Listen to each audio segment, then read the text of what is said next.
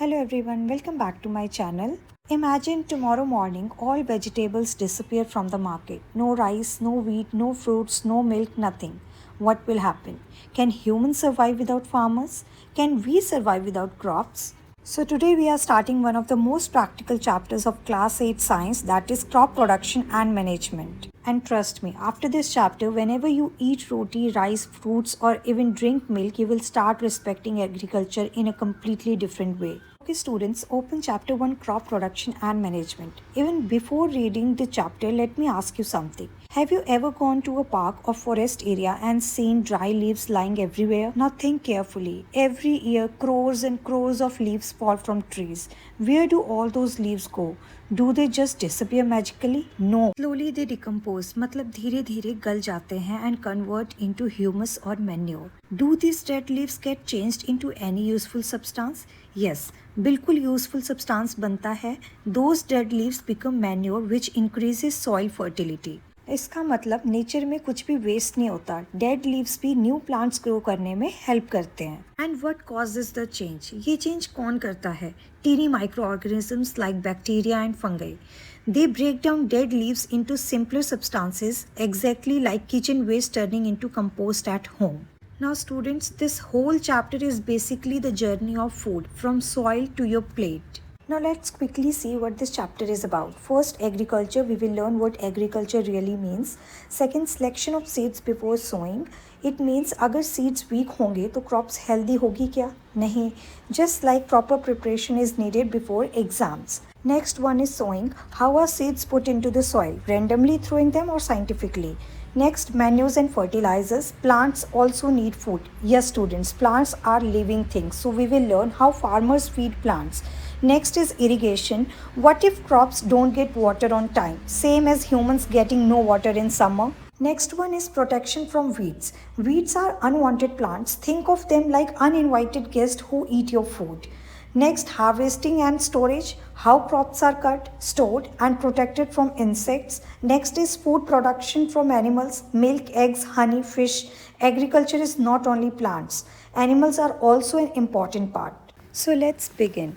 Food is one of the basic human needs. Students, can humans live without mobile phones? Maybe yes. Without internet? Yes. But without food? Impossible. Food is a basic need because it gives us energy. It supplies the energy we need for performing various activities, whether you study, walk, dance, play cricket or even sleep. Your body needs energy all the time और ये energy हमें food से मिलती है. Next, the food we eat is obtained from plants and animals. Everything we eat directly or indirectly comes from plants and animals. For example, wheat, we make roti, rice, cooked rice, milk from animal, eggs from hens. Even chickens depend on plants for food. So ultimately, plants are the main source of food. Next, plants provide foods such as pulses, fruits, vegetables, cereals, etc. Let's connect this with our kitchen. Pulses, that is dal, fruits, apple, banana, vegetables, potato, tomatoes, cereals, rice, wheat. So next time kitchen में जाकर try identifying which food comes from which plant. Next, animals provide us foods such as eggs, meat, milk and other products. Milk from cow and buffaloes, eggs from hens, honey from bees. So agriculture is connected with both plants and animals. Now let's look at definition of crop. When plants of the same kind are grown and cultivated at one place on a large scale, it is called a crop. Now this is very important. Listen carefully. If one farmer grows only wheat in a large field, that is called a wheat crop. It means अगर एक field में सिर्फ wheat grow हो रहा है on a large scale, then it is called a wheat crop. If rice is grown on a large scale, that is a rice crop. But why same kind of plants together? Because it becomes easier to irrigate, add fertilizers, harvest, protect from pests. Imagine one classroom where every student studies different subjects loudly. Complete chaos. Similarly, farming becomes difficult if random plants grown together. For example, a crop of wheat means that all plants grown in a field are that of wheat. Simple meaning, one field that is one main plant type. That is called a crop. Now let's move to agriculture. The word agriculture comes from the Latin word agro means field and cultura means care. This is very interesting. So, agriculture literally means taking care of fields and crops. Beautiful meaning, right? So, the definition is the branch of science which deals with crop production and management is known as agriculture. Not just growing crops but also managing soil, watering plants, protecting crops, harvesting, storage. All this together is agriculture. Students, whenever you eat food, remember one thing. Behind one roti, there is a farmer's hard work, sunlight, water, soil, machines, time, and patience. Food does not come magically from supermarkets.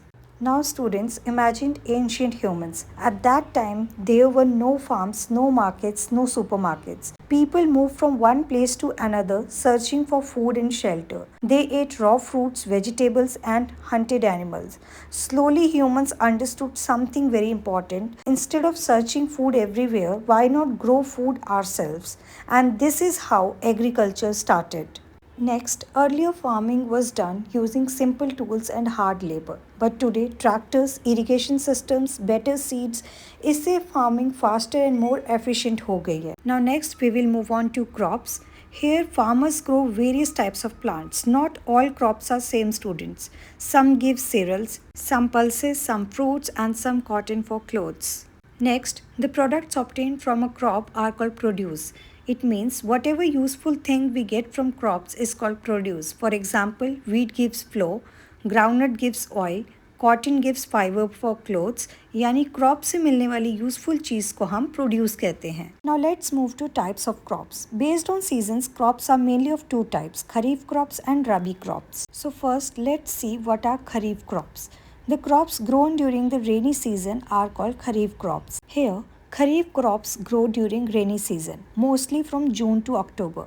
For example, paddy, maize, groundnut, soybean. These crops need lots of water, so rain helps them grow properly. इसलिए इन्हें rainy season crops भी कहा जाता है. Next, अब rabi crops क्या होते हैं? The crops grown from November to April are called rabi crops.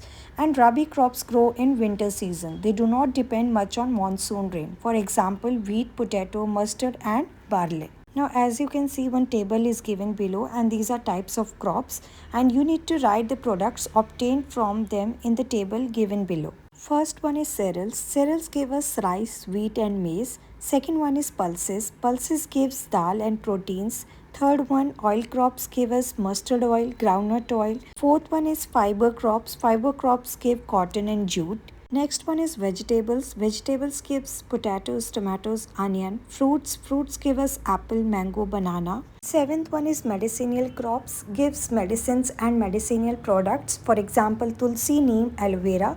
Eighth one is root crops, gives edible roots. For example, carrot, potato, radish. Ninth one, spices. Spices crops give spices used in cooking. For example, chili, turmeric, coriander. Tenth one is sugar crops, give sugar and jaggery. For example, sugarcane and sugar beet. 11th one is beverages. Beverage crops give drinks or beverages. For example, tea, coffee, cocoa. So students, today we understood types of crops, kharif and rabi crops, different products obtained from crops, and how agriculture is connected to our daily life.